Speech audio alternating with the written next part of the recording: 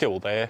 G'day, Geoff Lewis here from Series Series, and welcome to, I guess, what we're going to call Back Out Bush Part 2. That sounds pretty good. We'll stick with that. Anyway, once more, myself and the Series 2 here are back out bush, and we're on a bit of a mission. We've got to travel from Kalgoorlie up to a little town up north called Sandstone here in the goldfields of Western Australia. Now, sadly, it's not all about Series and filming this. I've actually got to go up and earn some money doing something else. But I thought, why not chuck the camera in? Why not bring you guys and girls along so you're not going to miss out on the fun? So we're going to set up camp in the bush. We're going to have some great little Land Rover shots along the way. But more importantly, I'm going to show you how you can make a wholesome, tasty meal on the campfire and wait for it with no dirty dishes. I know. How is that possible? Well, it is possible by clicking on that subscribe button down below, clicking on that notification button too, but most importantly, well, you know the drill, stay tuned.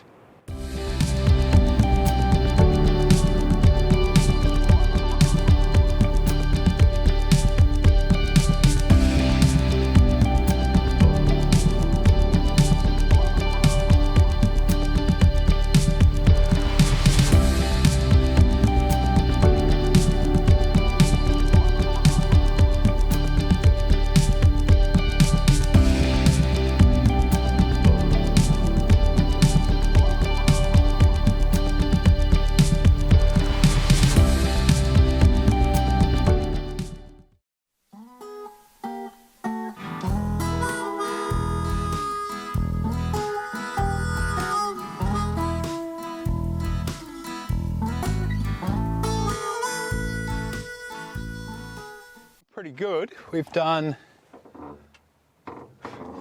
213 miles, which should be easily over 300 k's, and I think I've got to do about just over 400 to get to Sandstone.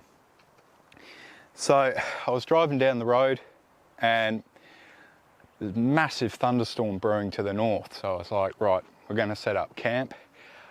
Found a little track, and I really wanted to get up to this hill over the back here, but turns out we've just come onto a fence line. So anyway, doesn't matter, we'll find somewhere down here. But went over a bump and heard a bit of a cough from the Series 2, and that is the sign that it's time for a drink. For the Series 2, that is. But it is getting close to 3 o'clock, and 3 o'clock is very near beer o'clock. So I think it would be wise to set up camp. And there's a bit of a breakaway escarpment behind the camera. So I think we'll head down there. I'll string the canvas tarp up in a couple of trees. That way I'll have a bit of shelter. And yeah. Sit back, relax, and cook up a bit of a storm that I was telling you about earlier. But I tell you what, I love these cars, and one of the things I love about this vehicle is this. You know, for those of you who don't know, it's like a funnel, and inside it's got like a Gorse filter. So you don't have to take a special funnel with you when you go out bush.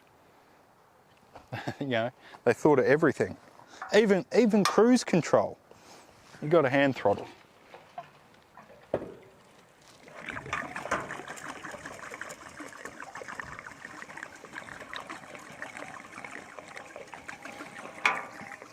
So usually when I'm going on a trip, this might be something of interest for those of you who have a similar vehicle.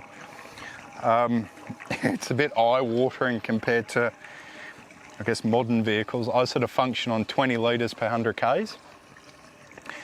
This vehicle doesn't have an overdrive in it, and having an overdrive like a Roma drive makes a huge difference. You easily polish off probably 5 to 7 litres off your actual consumption. That's with the petrol variants. I don't know what it's like for the diesels. So the Series 3, which has the overdrive in it when it's running, which is very, very rarely, I'll get probably 15 12 to 15 litres per 100 Ks. And that's like cruising on the highway. So I think that's pretty good for essentially a 50, 60-year-old engine design. It's not half bad. Whereas this, you know, not having the, there it is, not having the overdrive, you're just sitting at slightly, well, significantly higher RPMs, and 50 miles an hour, which is about 80 Ks, is really as fast as you want to go. Sometimes it wants to go faster, but it's not worth pushing it. But anyway, we'll press on, hey? And we'll find this camp spot and get a campfire going. Yeah, hopefully we get there in time.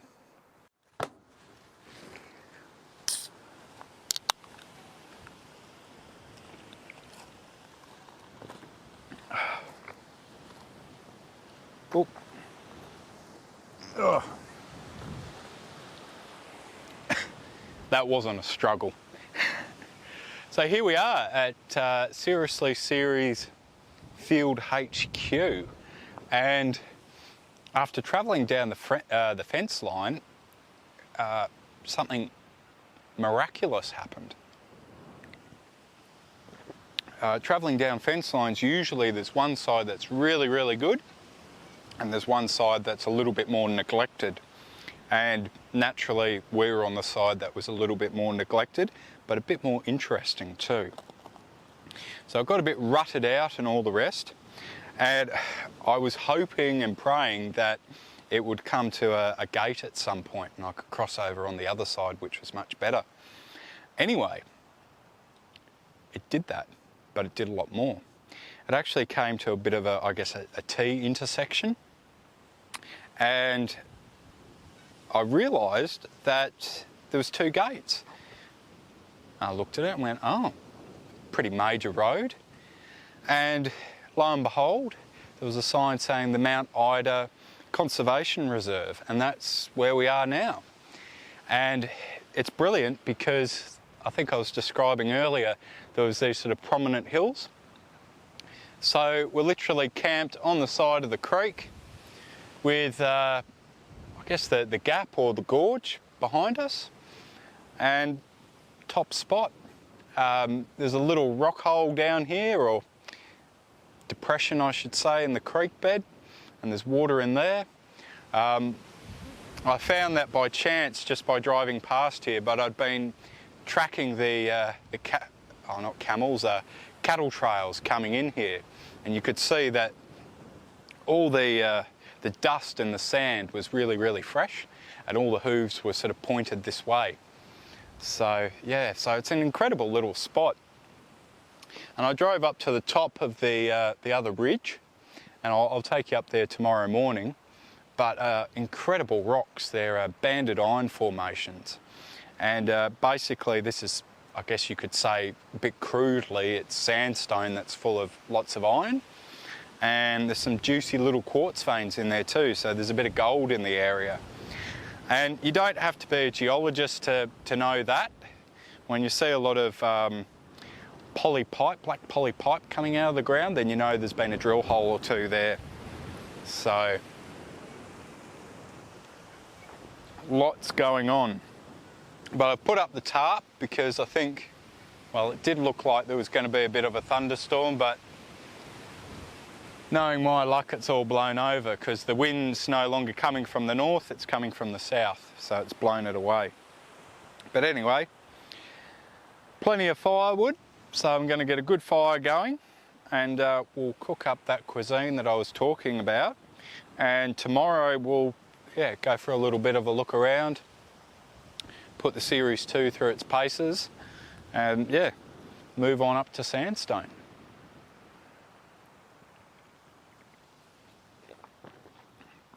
It doesn't get much better than this, I'll tell you that.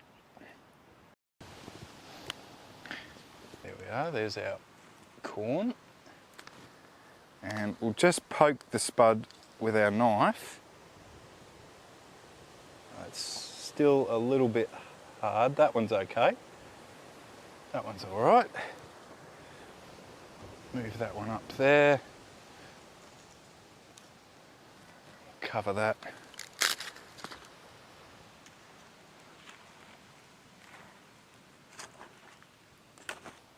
The steak. There we are. Now, as I said, the coals do stick to it, as you can see, but you just flick them off with your knife, like so. You can actually pick them off with your fingers, they're not actually that hot. Oh. Look at that.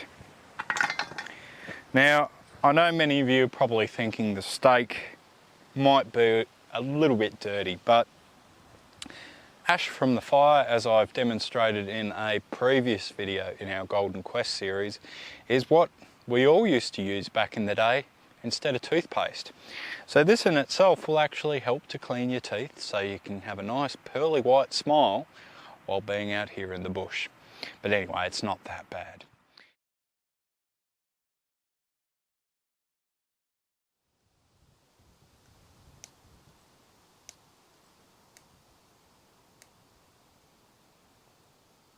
Good morning. I'm going to finish this cup of tea, and I thought we might go for a little bit of a walk, bit of a talk, bit of a drive around, hit the trails, get a bit of serious 4x4 action. Whew, big call, eh? I'll have to wait and see now, won't you? But oh, it's just been a nice morning. I've gone for a bit of a walk. I like to go for a walk in the morning and of the evening, just to sort of take the day in. And I've explored a few of the little sort of rock holes and crevices in the creek up there, and we'll go up there and have a bit of a look, because there's a few little lessons to be learnt, I think, that might be of interest to some of you. But I've just sort of been reflecting on this setup that I have here, and sort of what's been going on in the last couple of months. It's been really, really interesting. For the first time in probably 2 or 3 years, we went back to the four-wheel drive show in Perth, Damon and myself. And for those of you who came along, thank you very much for coming down. It was absolutely lovely to meet you.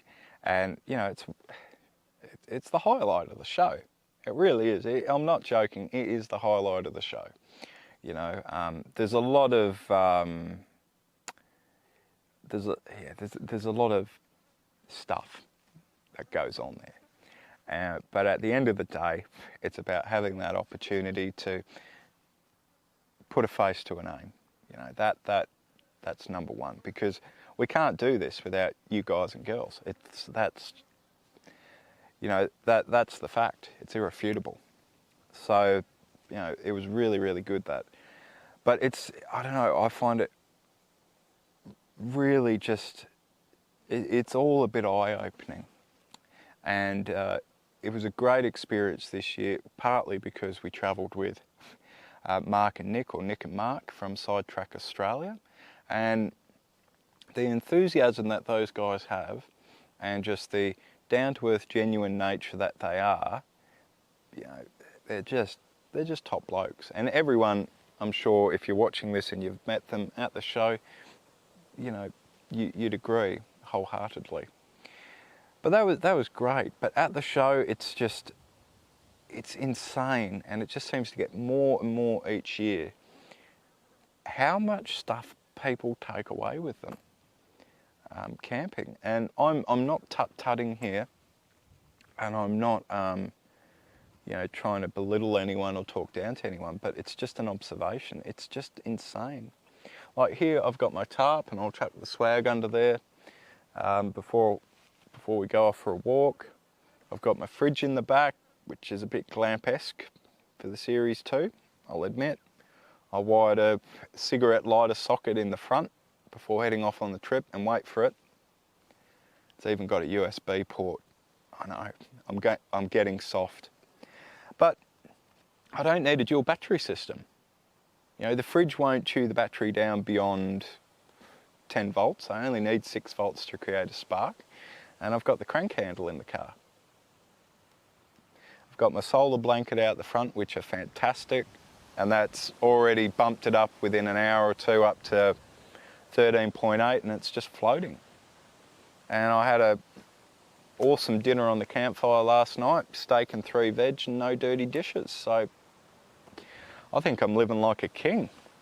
So yeah, I just don't know. I just don't know why you need so much stuff. Like when I come out bush for a month, I'll admit I will bring an extra fridge and a camp table, and I do go a bit overboard and I bring a canvas shower bag to hang up in a tree. And even when I'm camping with my wife and my little one, you know, we bring out a Southern Cross tent, like pyramid tent, and that's it. And that all fits, as you've seen on our channel, within the number 5 trailer. So yeah, I just don't know. I just can't fathom why you would need sherry glasses out here. You know, and you know, if it's too hot out here, don't go camping. But anyway, I guess that's how the other half live. But everything just seems to me, and I'm sure I'm not the only one here, everything seems to be getting bigger. You know, like the vehicles are getting bigger. The GVM or the load, the payload that they can take is getting bigger. You know, people aren't just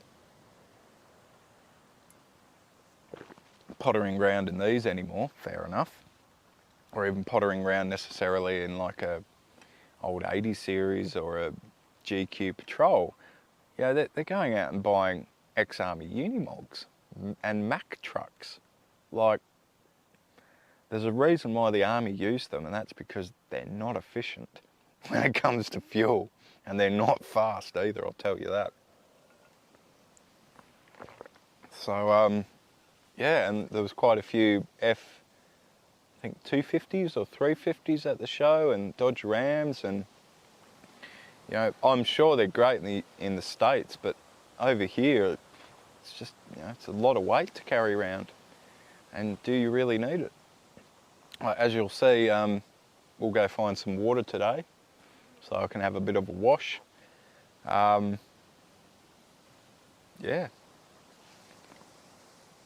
There's really not much here, and it's really all you need. And the thing is, the less you take out bush with you, the less you have to worry about, and wait for it, the less you have to pack up. That's the big one. You know, the more stuff you take, the more dishes you have to wash, and all that. Why make it harder on yourself? And the other thing is too, like if you want to come out here and you want to have the same level of luxury as what you have back at home, and it all depends too, like, you know, there's no right or wrong, we all need a different level of comfort. But if you don't want to compromise at all, then I feel you're kind of missing the point a bit, you know? But yeah, it's just interesting, and it just, as I said, there's no right or wrong answer, but it just doesn't seem to gel with me. And that's probably not a bad thing. But anyway, I've taken up enough of your time. Let's get on the trail, let's go have some fun, and let's go find some really, really cool stuff to look at that isn't just rocks. Anyway, I'm going to put some fuel in the Series 2, so it's all set up for the day. And I'll pack up what little stuff there is here, and we'll make it happen.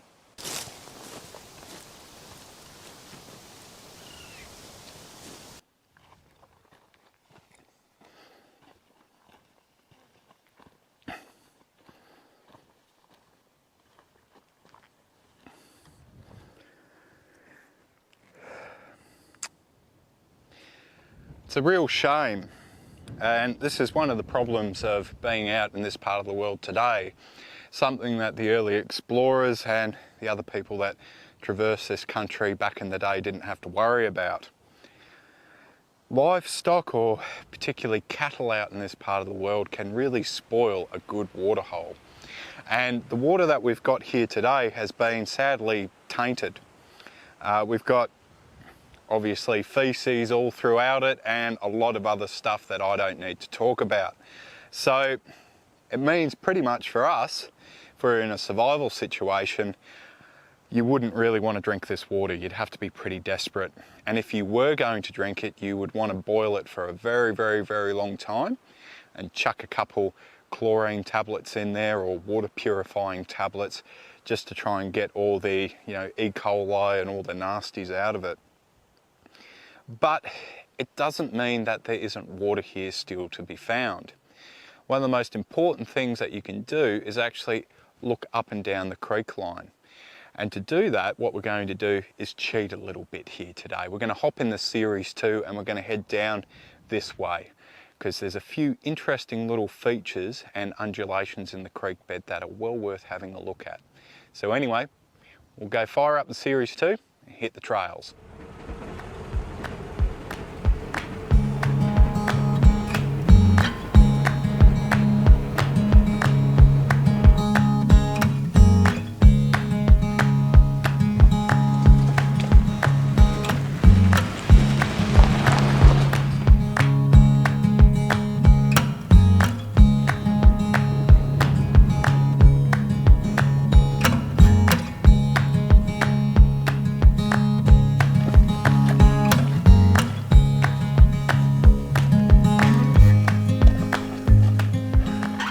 So, as I said, there's a bit of water to be found in this creek bed, but this is easier said than done. It's not an easy thing to do. And it goes back to a saying that Les Hidden said in one of his episodes of the Bush Tuckerman series. You really have to slow down and look into the bush and not look at it. And when you do, it's amazing what you can find. Coming up this creek bed and just taking my time, I've looked out for areas where the sand is a bit darker in colour, indicating that it's a bit damp and potentially there's a bit of clay underneath. Also, scouring sort of the profile of the creek bed itself, you can also see that there's areas where there's new growth of grass. Now, this here I've dug down and the clay within it is very moist, sort of a clay sand mix. And I bet if I could get down into this clay, which is incredibly hard, this sand-like clay, another half a metre, we'd have water filling up in this. And sadly, I didn't bring the pickaxe this time. But as I said, it's about looking not at the bush, into the bush.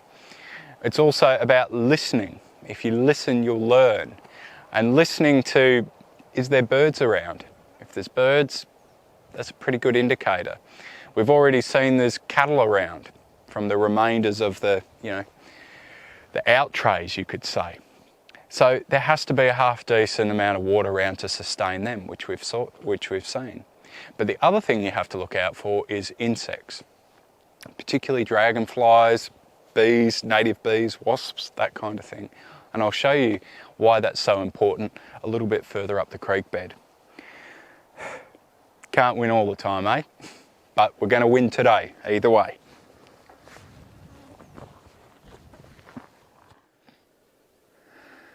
Now the camera might not be quite good enough, but virtually directly in front of us here, you can see there's a bit of a depression. And basically hovering around that depression, I don't actually know the name of the species of flying insect in which they are, but obviously they can't travel very far from water, can they? And we'll go up a little bit closer and you'll see that there's actually a bit of water in there, and it doesn't look half bad either. So as you can see, it doesn't look like much, but around the area we haven't got any meadow cakes or cow patties, which is great. It's clear, I can see right down to the bottom, and there's actually a crevice, it looks like, that actually goes underneath the rock, and it goes underneath this rock here too. The surrounding area, the sand here, is also really, really moist. So once this is expelled, where that would probably have a couple litres, probably 2 litres of water in there. Once that was expelled, you could actually dig out this area and dig down a bit deeper within the sands and the clay, and you'd actually find even more water that would actually come in. Now, by doing that, also you're improving your chances, because if you can see that a big thunderstorm is coming, then you're going to allow your chances of being able to actually capture even more water.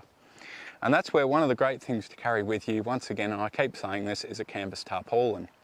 A really good canvas tarpaulin, you can actually just dig a hole, put the canvas tarpaulin in the hole, a rock at the bottom, and when it rains, it'll fill up with water. So it's really, yeah, it's just so important to look around and take in what you see, because, you know, you hope that you would never have to use any of these skill sets. But, you know, I think particularly in emergency situations, it gives you a lot more inner peace and confidence within yourself, and you're less prone to panicking because, well, you know, you can probably sit out here for at least a couple of days, maybe a week, because there's bound to be more little rock pools or mobs of water down this creek bed. But anyway, we'll get back to the Series 2, and we might go up to the top of one of these hills and have a bit of a look at the view.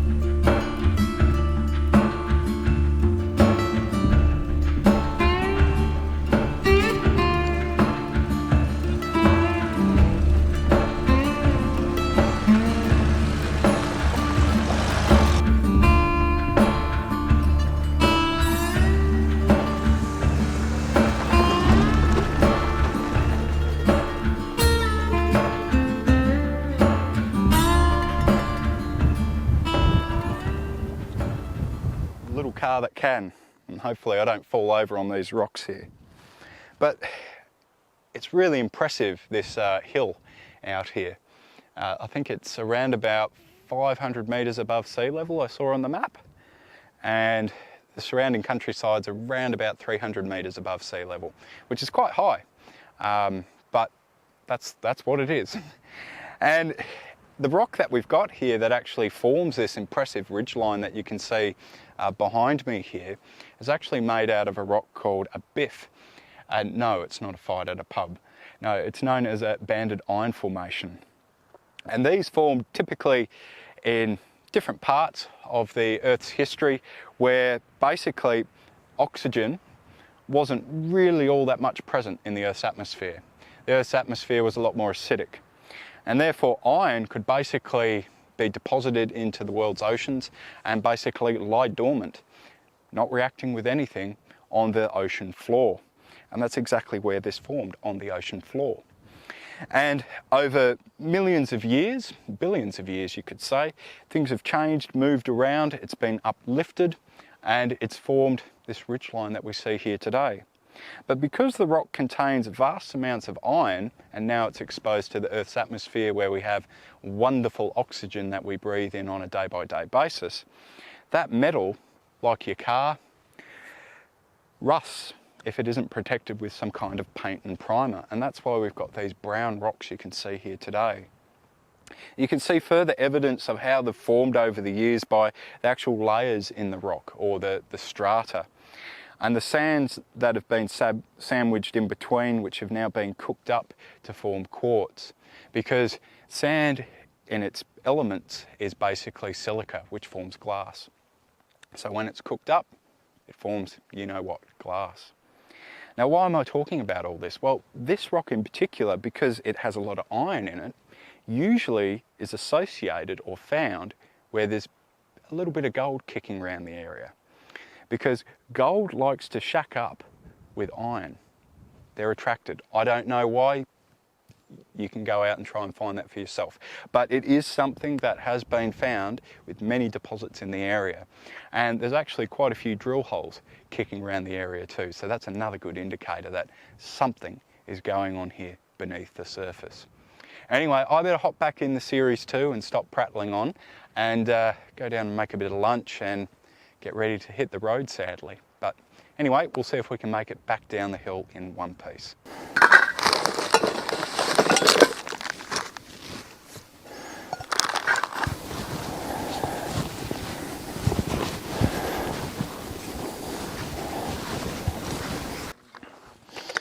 Bit of a rough lunch today. Been having problems with the fridge. So I bought this wiring loom for the cigarette lighter, and the fuse that was connected into it, the inline fuse, the connection was faulty. So after getting up to the top of the hill last time, oh, not last time, when I spoke to you last, yeah, the fridge wasn't working, so everything started melting.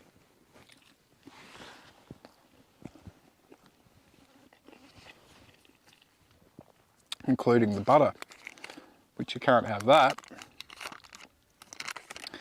So anyway, I've got a little bit of Johnny cake damper thing here that I'm going to have for lunch and pick out a bit of ham. And I'm going to have to make a move on from here, so I apologise. There'll be one or two little landy shots, and that's about it. Ooh, that's a lot of butter. Oh well,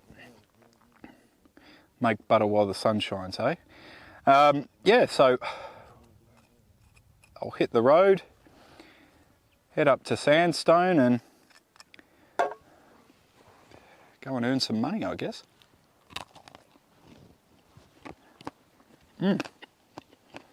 That's came up really, really good.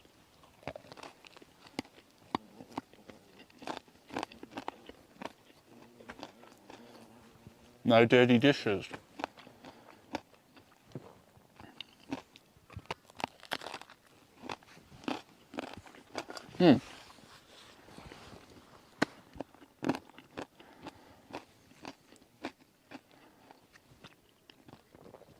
So that was the same damper recipe as I used last time, but as you saw, just made it on a rock and chucked it in the ash of the fire.